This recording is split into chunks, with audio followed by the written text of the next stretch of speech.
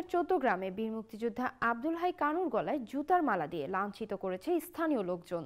রবিবার 22 ডিসেম্বর দুপুরের দিকে চৌদ্দগ্রামের নিজ এলাকা কুলিয়ারা প্রাথমিক বিদ্যালয়ের সামনে এ ঘটনা ঘটে।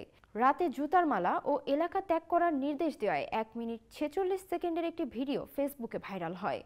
স্থানীয় সূত্রে জানা যায়, বীর মুক্তিযোদ্ধা কানু কৃষক লীগের কেন্দ্রীয় কমিটির সদস্য।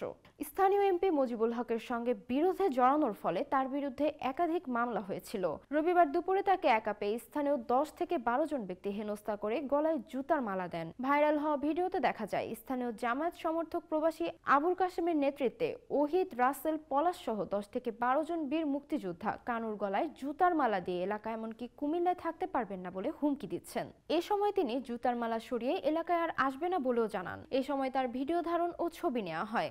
এ সময় একজনকে বলতে শোনা যায়, এক গ্রাম লোকের সামনে মাফ চাইতে পারবেন কিনা। সঙ্গে সঙ্গে মুক্তিযোদ্ধা কানু করজোড়ে ক্ষমা চান। ওই এলাকার প্রবাসী আবুল কাশেমকে বলতে শোনা যায়, এই ছেলেটা ক্লাস 8-এ পড়ে, তারেও মামলার আসামি দিচ্ছে। আমরা তো আওয়ামী লীগের সময় এলাকায় থাকতে পারিনি।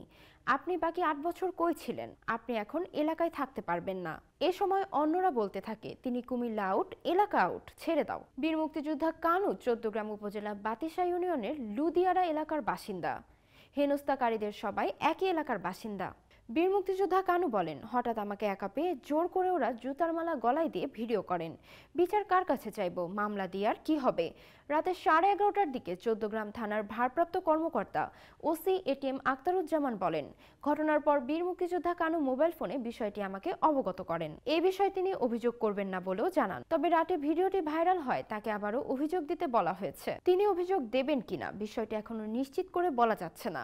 ঘটনার বিষয়ে রাতে চৌদ্দগ্রাম উপজেলা জামায়াতের আমির মাহফুজুর রহমান বলেন, এই ঘটনার সঙ্গে স্থানীয় জামায়াতের কোনো সম্পৃক্ততা নেই। প্রবাসী আবুল কাশেম আমাদের দলের কেউ না, তবে সমর্থক কিংবা অনুসারী হলেও হতে পারে। এ বিষয়ে আরও খোঁজ খবর নেওয়া হচ্ছে।